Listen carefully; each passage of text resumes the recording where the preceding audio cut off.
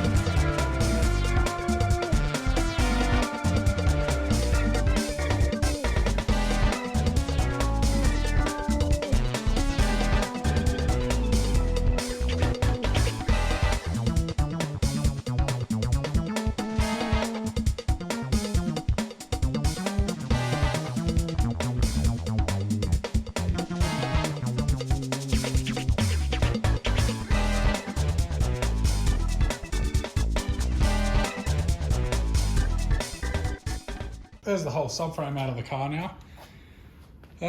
All that's left to do now is strip everything off of it, clean it all up and get it prepped for welding.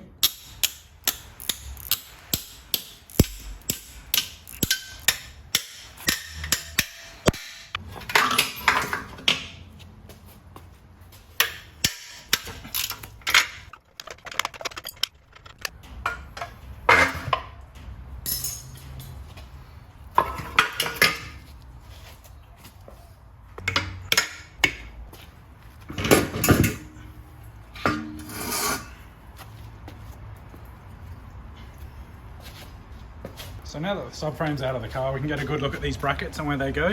This is one half of the set. This is a really good product that GKtech sell. People have been making these for years and doing them in Japan for a very long time, but it's just convenient being able to buy a box of pre-bent, pre-cut stuff just ready to weld in. So you can see here, this is where they all go on the subframe. So you got one here that bridges the bottom of the control arm mount. This one boxes in that whole section there on that arm mount. Another one on the control arm mount there, and then this guy down here. And then you got the two big ones on the back here that completely triangulate in that section there for the back of the diff mounts. And then it completely boxes in all of this as well, because without that it's all just completely open. So yeah, basically just braces that whole section up.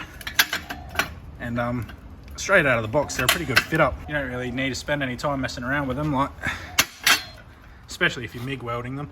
If you're going to TIG them in, I've TIGged them in once before, and it is just a little bit more effort. You spend a couple of minutes just sort of getting the fit up to be perfect, but if you're just MIGging them in, it's you know, you just blast away and yeah, you're all good.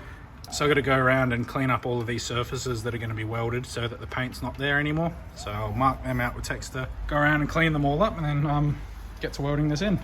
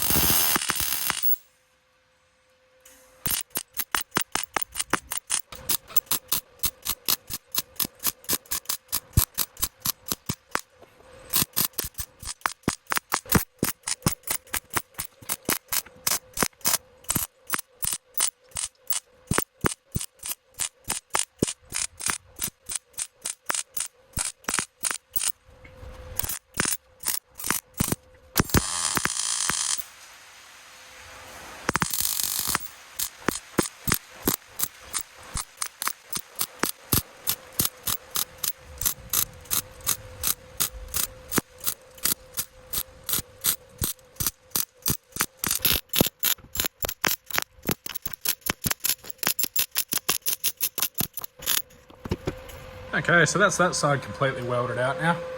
So I won't bore you with watching me weld out this other side. It's quite repetitive at this stage, so yeah, I'll try one of these fancy internet things and see if this works, eh? Oh. Hang on. Okay, so that's that all welded out now. That's pretty straightforward.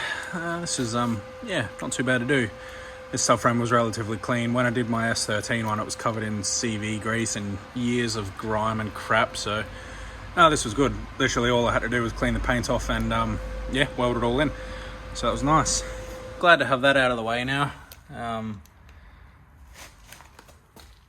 Really just ties everything together on the cradle, stiffens up all the suspension arm mounts, just takes any of the flex out. One thing that I noticed when I was moving the subframe around before, I don't know if I'm imagining it, but this subframe seems like it's a fair bit lighter than an S13 and S14 one. So I'm not sure if Nissan made it out of thinner steel or what, but it was definitely a lot easier to manage, like picking it up and walking around with it. So be interested to get one back to back and see if there's an actual difference there or whether I'm just imagining it. Next port of call, I'll be knocking all the bushes out and then sending it off to get powder coated.